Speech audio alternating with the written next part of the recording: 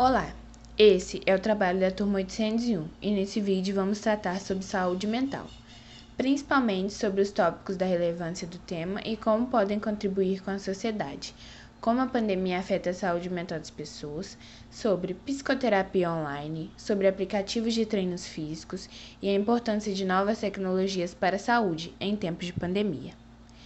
É de extrema importância de buscar ajuda caso não tenha saúde mental em dia. Se você não fizer, continuará assim e provavelmente irá piorar, o que afeta seu bem-estar e seu rendimento na escola, por exemplo. Seguindo este exemplo, em perspectiva de sociedade, isso pode causar alguma lacuna ou deficiência em relação ao setor onde você trabalha ou vai trabalhar. Pandemia e suas patologias mentais. Depressão e ansiedade aumentaram até 80% na quarentena, diz pesquisa estudo da URJ. Mostra que as mulheres são mais propensas a ansiedades e idosos em casa e a ausência de crianças são fatores de risco para a depressão. O psicólogo Yuri Bulsin, diretor do Centro de Atenção à Saúde Mental e Equilíbrio, explica que a situação gerou um medo muito intenso nas pessoas, o que acarretou a piora e o surgimento de transtornos psicológicos. Ele explica que a piora da saúde mental ocorre por múltiplos fatores como a solidão, o medo de ficar doente, não sair ao ar livre e a falta de perspectiva para o futuro. Por mais que a gente nunca tenha segurança sobre o futuro, essa é uma situação muito inesperada e gera medo, angústia e ansiedade.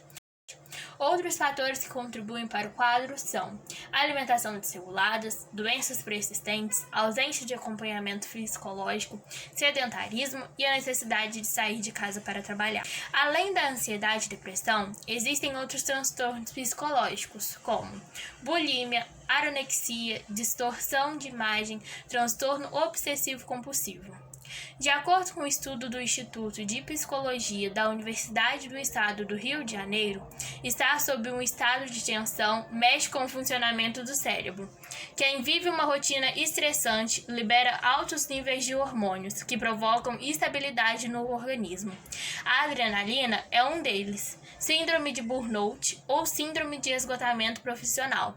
É um distúrbio emocional com sintomas de exaustão extrema, estresse e esgotamento físico, resultante de situações de trabalho desgastante, que demandam muita competitividade ou responsabilidade. Pandemia e algumas patologias físicas. A quarentena trouxe vários problemas para a sociedade, por exemplo, a falta de movimentação. O nosso organismo precisa de qualquer tipo de movimento para prevenir problemas de saúde.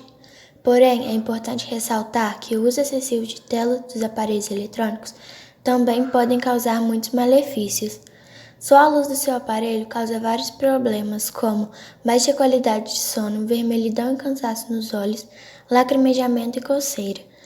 Também podemos ter consequências neurológicas como depressão, transtorno de pânico, ansiedade e, quando a criança é muito pequena, déficit de atenção. A quarentena também nos prejudicou fisicamente, fazendo muitas pessoas ficarem com problemas por falta de exposição solar, consequentemente perdendo muitas vitaminas importantes e causando doenças como diabetes, asma, gripes, resfriados, entre outros. Terapia online. A psicoterapia é essencial para o ser humano. Se buscarmos uma definição para a psicoterapia, veremos que ela está ligada ao tratamento de problemas psicológicos.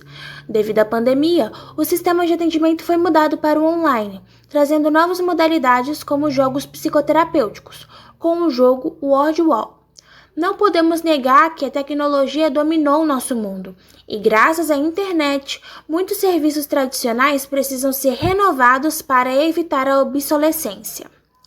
Por isso, profissionais de qualquer lugar do mundo podem oferecer tratamento à distância. As terapias online são um grande exemplo disso. Assim sendo, a terapia virtual chegou ao Brasil, depois de ser regulamentada em diversos países, como Canadá, Austrália e Reino Unido. A terapia online é basicamente sessões de terapia, orientações e aconselhamentos psicológicos realizados em plataformas de videochamada, utilizando a internet. Além das videochamadas com o psicólogo, o paciente ainda pode ter apoio do profissional trocando mensagens de texto ou e-mails. Porém, a terapia à distância não é um conceito totalmente novo. Sigmund Freud pode ter sido o primeiro psicólogo a usar este método, se comunicando por meio de cartas com seus pacientes. Terapia online funciona? No Brasil, já há alguns estudos sobre atendimento psicológico online, mas por ser algo novo para algumas pessoas que se utilizam do serviço e até para alguns profissionais, esse tratamento psicológico online tem gerado debates e ainda tem dividido opiniões. Para alguns, a prática possibilita o acolhimento de pessoas que não têm acesso ao serviço presencial, além de beneficiar pacientes com alguma limitação ou algum tipo de fobia social. Por outro lado, há quem ache que o vínculo psicoterapêutico seja prejudicado nos atendimentos não presenciais e que muitos elementos se perdem quando o contato é exclusivamente eletrônico. No caso de mensagens de texto ou e-mails, não existem os gestos, expressões ou tom de voz. As mensagens de áudio ou videoconferências incluem mais nuances, mas ainda assim não são sinônimas do atendimento presencial. Mas de acordo com um estudo conduzido pela Universidade de Minnesota, Estados Unidos, as terapias online, além de apresentar os mesmos resultados que sessões presenciais, o atendimento online garante uma maior economia, não só para quem busca o serviço, como também para quem oferece, tratando-se de termos estruturais. Por fim, para que a terapia funcione, sendo ela online ou não, é preciso que haja o comprometimento tanto do paciente quanto do psicólogo. Terapia online no Brasil. No Brasil, os primeiros estudos sobre o tema começaram nos anos 2000. Aliás, na época, a psicoterapia online era realizada para fins acadêmicos, inicialmente através de trocas de e-mail. Conforme a Organização Mundial da Saúde, o Brasil é um dos países mais ansiosos do mundo. Apresenta também o maior índice de depressão da América Latina. Além disso, o país possui dimensões geográficas gigantescas, o que pode dificultar o acesso aos mais diversos tipos de serviço, dentre eles, saúde de qualidade. Estima-se que 50% dos municípios brasileiros não possuam psicólogos disponíveis para o atendimento clínico. Benefícios da terapia online e acessibilidade para limitações físicas e psicológicas. A terapia online pode ser 100% realizada nas plataformas online. Dessa maneira, pessoas com dificuldade de locomoção, que se movimentam com auxílio de, por exemplo, cadeiras de rodas, não têm tanta dificuldade de ter o acesso ao tratamento psicológico. Além disso, pessoas que têm certas fobias podem se sentir mais confortáveis em realizar as sessões de psicoterapia online. Obviamente, o psicólogo deverá encontrar maneiras alternativas de tratar a fobia, se esse for o ponto principal do tratamento. Algumas pessoas precisam, por inúmeros motivos, mudar de cidade constantemente. Para essas pessoas, a terapia presencial seria uma dor de cabeça do que uma forma de melhorar a saúde. Dessa forma, as sessões de terapia online se tornam mais convenientes e práticas. Quando a terapia online não é recomendada? Alguns exemplos em que a terapia online pode ser proibida são violência, surtos e acidentes graves. Casos de depressão profunda ou que apresentam risco de suicídio necessitam de acompanhamento presencial também. E por isso, nesses casos, o psicólogo online deve encaminhar o paciente a uma equipe mais completa. Segurança. É preciso cuidar da sua privacidade. Portanto, é preciso bloquear contas e aparelhos com senhas. O uso de fones de ouvido são um exemplo de manter a privacidade durante a sessão de terapia online. Além disso, procure um ambiente adequado e confortável, sem muitos barulhos. O mais importante, entretanto, é estar envolvido no tratamento. Descarte a qualquer momento o que você puder dedicar a este serviço. Importância dos aplicativos de treinamento físico e orientação online na pandemia. Tendo em vista o contexto pandêmico atual, cada vez mais pessoas estão sendo afetadas física e mentalmente. Esses problemas ocorrem porque as pessoas se veem em uma situação que não estão mais acostumadas a sair. Esta situação acarreta vários problemas, como a falta de exercício, que pode gerar problemas físicos, ou isolamento social, que pode gerar problemas mentais. Cuidar da saúde é necessário tanto pensando física como mentalmente, tendo em vista que ambos podem acarretar problemas futuros. Os aplicativos que são usados para treinamentos físicos e tratamentos psicológicos são importantes porque a pandemia vem causando vários problemas, como ansiedade, obesidade e sedentarismo.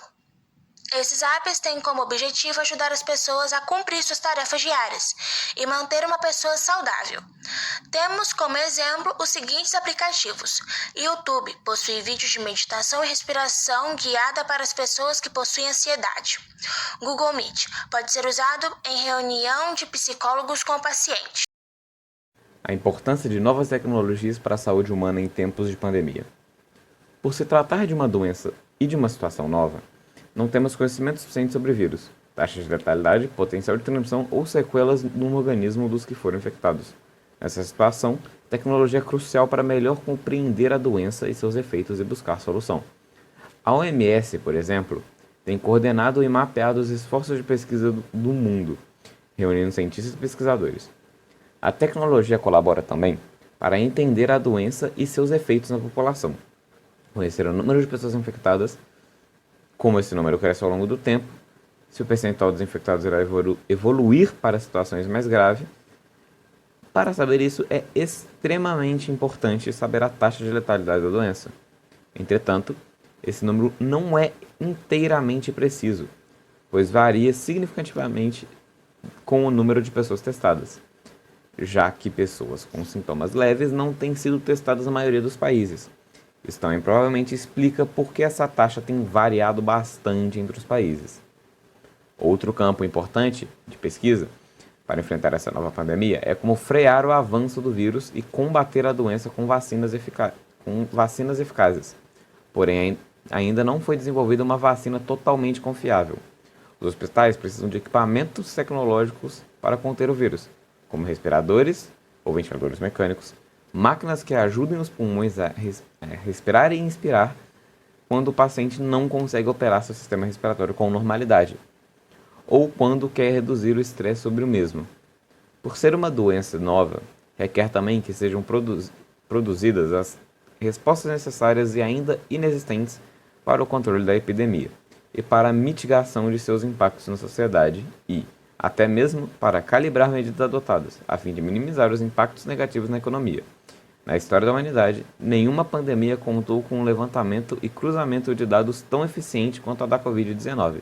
Bastam pesquisas rápidas para nos informarmos com notícias pelo mundo todo.